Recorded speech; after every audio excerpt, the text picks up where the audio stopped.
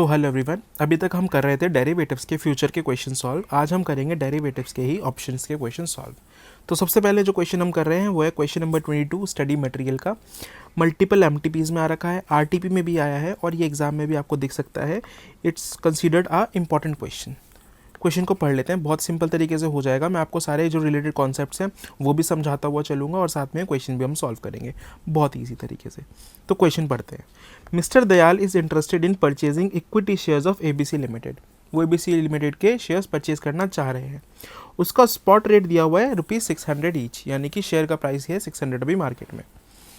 He expects the price of share में go up to 780 rupees, यानी कि वो सोच रहे हैं या उनको पता है कि या तो इसका प्राइस 780 जाएगा या फिर इट गो डाउन टू 480, यानी कि 600 रुपीज़ से वो या तो ऊपर जाकर 780 हो जाएगा या नीचे आकर 480 हो जाएगा।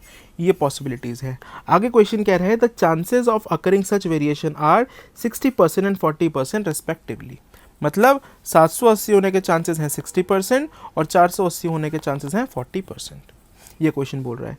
साथ ही साथ क्वेश्चन बोल रहा है a call option on the share of ABC limited can be exercised at the end of 3 months.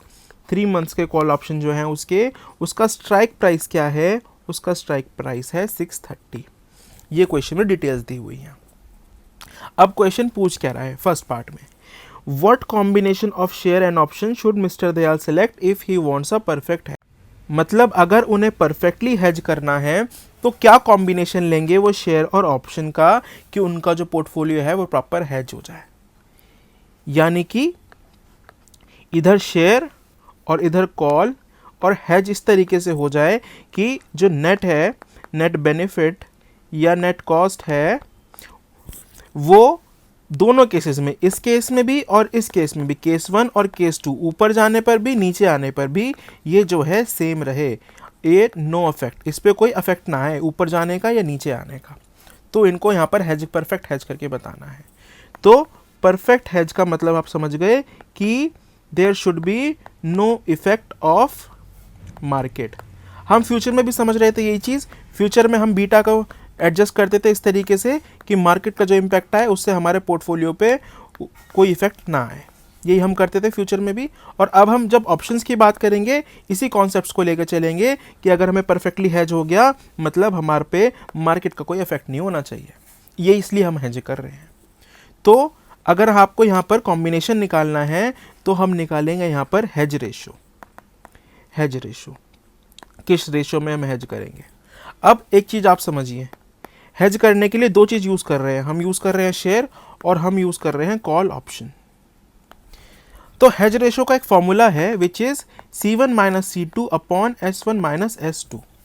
तो अब इस फॉर्मूले को मैं आपको समझाता हूँ तो आपको एग्जाम में कोई भी कंफ्यूजन ना हो, आपको ये आराम से याद हो रहे एग्जाम के टाइम। मैं आपको इसका कॉन्सेप्ट समझाता हूँ। इसका कॉन्सेप्ट बहुत ही सिंपल सा है कि ऊपर जो चेंज हो रहा है और नीचे जो चेंज हो रहा है वो सेम हो जाए, ये रेशो हमको जानना है। यानी कि ऊपर कितना चेंज हो रहा है, नीचे कितना चेंज हो रहा है, अगर ये हमें पता चल गया तो हम हेज रेशो निकाल लेंगे। यानी कि मान लीजिए कोई चीज़ है जिसका एक चेंज हुआ है, यानी कि 100 - 50 हो गया, इसमें 50 का चेंज हुआ है और ऊपर जो है सिर्फ 25 का ही चेंज हुआ है। यानी कि ये अगर 100 से 50 गया है तो ये 50 से 25 चला गया है। तो एक हमें रेशो पता चल गया कि इसके चेंज होने के कारण ऊपर कितना चेंज हो रहा है, इसके रिस्पॉन्स में ये ऊपर कितना चेंज हो रहा है। ये हमें अगर रेशो पता चल गया तो हम इसी रेशो में चीज़ें खरीदते जाएंगे ताकि जो नीचे का चेंज है और जो ऊपर का चेंज है वो कैंसल्ड आउट होता जाए। यानी कि कल के दिन अगर ये 200 से 100 बन जाए तो ऊपर वाला भी 100 से 50 बन जाना चाहिए, तभी ये परफेक्टली हेज रहेंगे, दोनों आपस में बैलेंस होते हुए चलेंगे। तो ये फॉर्मूले के पीछे का ये कॉन्सेप्ट है जो हेज रेशो का हमारा फॉर्मूला है। इसका मैंने आपको कॉन्सेप्ट समझा दिया कि क्यों ये फॉर्मूला यूज़ होता है। तो अब इस फॉर्मूले में इसका क्या हुआ सिग्निफिकेंस, C1 - C2 मतलब कॉल ऑप्शन की वैल्यू। अगर हम 780 यानी कि ऊपर वाला रेट लेते हैं और C2 मतलब 480 अगर हो जाता है उसका, तो कॉल ऑप्शन की क्या वैल्यू है। इसी तरीके से S1 मतलब वैल्यू अपवर्ड, मतलब ऊपर अगर वैल्यू गई तो कितनी जाएगी, और S2 मतलब वैल्यू डाउनवर्ड, यानी कि नीचे की अगर वैल्यू आई तो कितनी नीचे आएगी। तो C1 C2 हम कैलकुलेट करेंगे।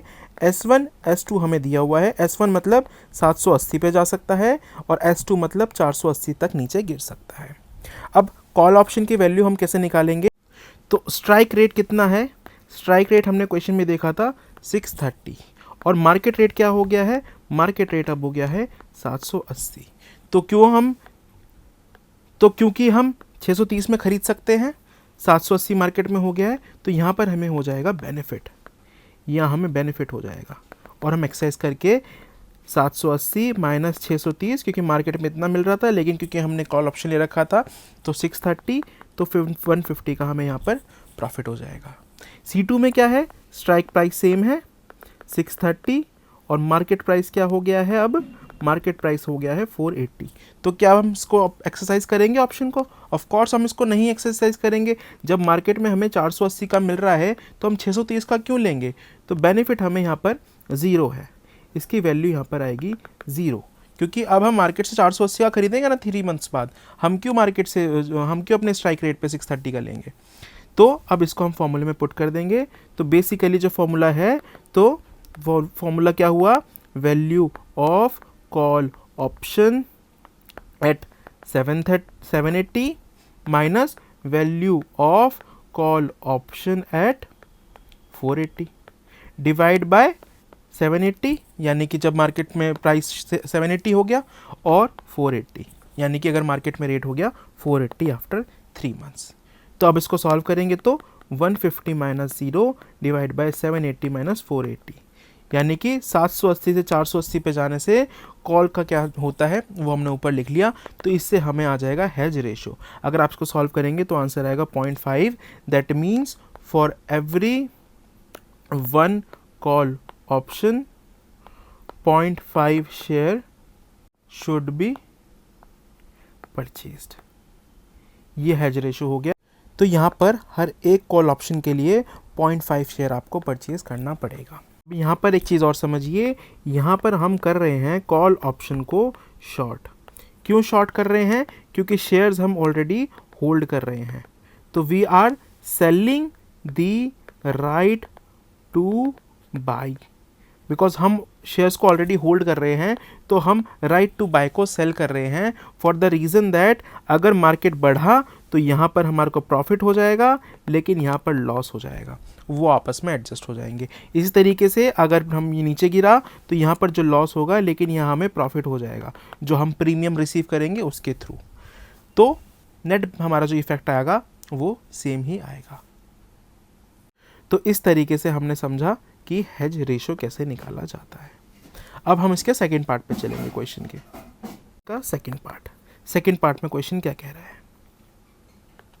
तो सेकंड पार्ट में क्वेश्चन पूछ रहा है what should be the value of option today, the risk free rate is 10% per annum. यानी कि वैल्यू ऑफ ऑप्शन का मतलब है कि वो प्रीमियम पूछ रहे हैं हमसे कि कितना प्रीमियम उसके लिए चार्ज होना चाहिए, क्या वैल्यू है ऑप्शन की, यह हमें कैलकुलेट करके बताना है। तो वैल्यू कैलकुलेट करने के लिए हम दोनों सिनेरियो लेंगे कि अगर मार्केट का रेट 780 चला जाता है आफ्टर 3 मंथ्स या 480 चला जाता है। तो हम वैल्यू निकालने के लिए पहले ये चीज़ देखेंगे। तो अगर 780 चला गया तो सेल प्रोसीड्स फ्रॉम 0.5 शेयर, उसी रेशो को लेके चलेंगे।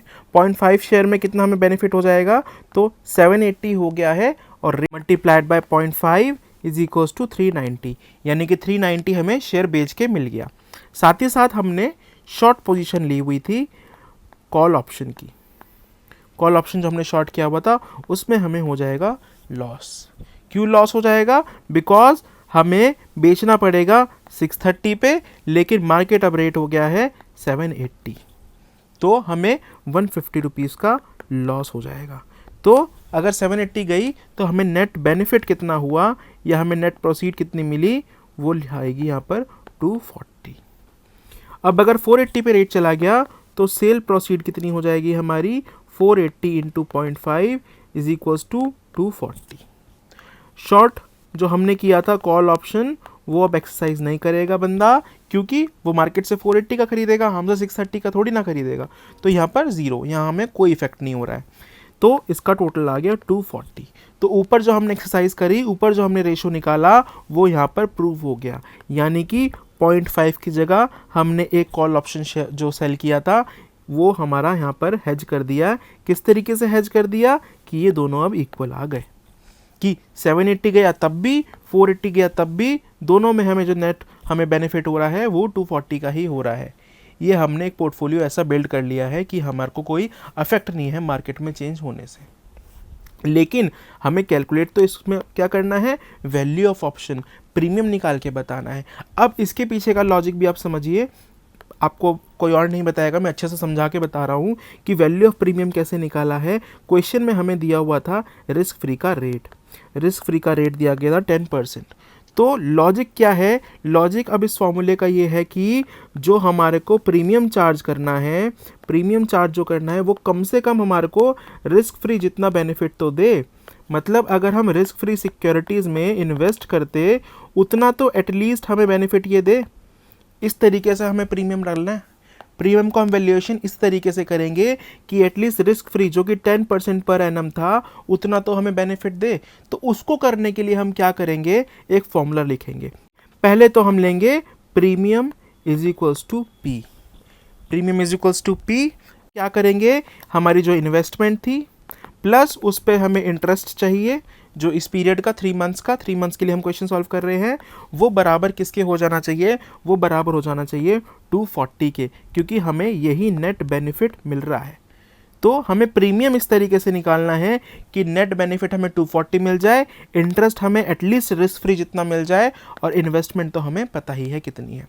कितनी इन्वेस्टमेंट है हमारी, इन्वेस्टमेंट हमारी है 300। ये 300 कहाँ से आया, 600 रुपये का मार्केट में एक शेयर था शुरुआत में, वो हमने 0.5 परचेज किया था, ये वहीं से आया है 300 माइनस पी, यानी कि प्रीमियम जो हम रिसीव करेंगे, एटलीस्ट इतना हमें रिसीव करना है इस फॉर्मूला को सही बिठाने के लिए।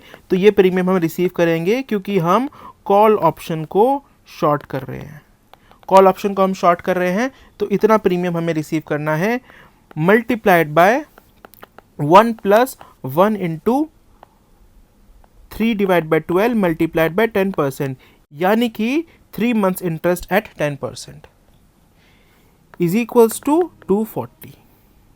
ये मैंने आपको पूरा फॉर्मूला समझाया, ये फॉर्मूला हमने समझा। अब हम इसको यहाँ पर कर लेंगे solve. So 300 minus P multiplied by 1.025 is equals to 240, ये हमारा आना चाहिए।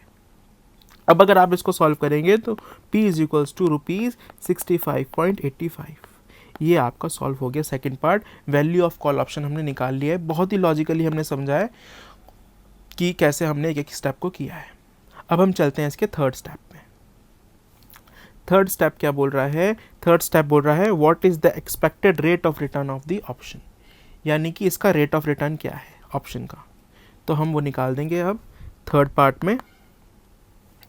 एक्सपेक्टेड रिटर्न ऑफ ऑप्शन, तो एक्सपेक्टेड ऑप्शन की वैल्यू कितनी होगी, इज इक्वल्स टू C1, यानी कॉल ऑप्शन अगर रेट, यानी अगर रेट ऊपर गया तो कॉल कितना हमें बेनिफिट देगा, multiplied by probability of C1, ऊपर जाने की प्रोबेबिलिटी कितनी है, प्लस C2 मतलब अगर 480 पे गया तो कितना बेनिफिट देगा, multiplied by probability of C2। तो C1 हमने ऊपर निकाला था वैसे 150, ये हमने कैसे निकाला था 780 माइनस 630, यानी कि 630 पे हम स्ट्राइक प्राइस पे हम इसको यूज़ कर लेंगे। अगर 780 पे मार्केट के रेट गया तो मल्टीप्लाई करेंगे 60% से, 60% प्रोबेबिलिटी थी 780 जाने की, प्लस 0 क्योंकि हम यहाँ पर एक्सरसाइज नहीं करेंगे नीचे जाने पर, इंटू 40%। तो अगर आप इसको सॉल्व करेंगे तो आंसर आएगा ₹90। तो expected return, rate of return कितना है, इज इक्वल्स टू 90 का बेनिफिट होगा, 90 का बेनिफिट होने के एक्सपेक्टेड है, माइनस प्रीमियम, प्रीमियम कितना था 65.85, यानी कि इतना बेनिफिट होने के चांसेस हैं, कॉस्ट इतना, क्योंकि हमने ऊपर प्रीमियम जो कैलकुलेट किया है वो यहाँ पर लिखा है, डिवाइड कर देंगे हम 65.85 से, यानी कि यही हमारा इनिशियल इन्वेस्टमेंट था, इतना हमने प्रीमियम पे किया होगा, इतने प्रीमियम पे हमको इतना बेनिफिट मिल रहा है, इसी तरीके से हम इसका एक्सपेक्टेड रेट ऑफ रिटर्न निकाल रहे हैं इस चीज़ के एक्सरसाइज करने का, multiplied by 100 for percentage. So answer will be 36.67%. And that's how we have solve the third part of this question. मैंने ट्राई किया है सारे कॉन्सेप्ट्स को कवर करने का, बट अगर आपको लगता है कोई कॉन्सेप्ट ऐसा है जो आप नहीं समझे हैं, you can write in the comments, और मैं ट्राई करूँगा कि नेक्स्ट जो ऑप्शंस के हम क्वेश्चन सॉल्व करेंगे उसमें उस कॉन्सेप्ट को और डीपली समझाऊँ. Thank you so much.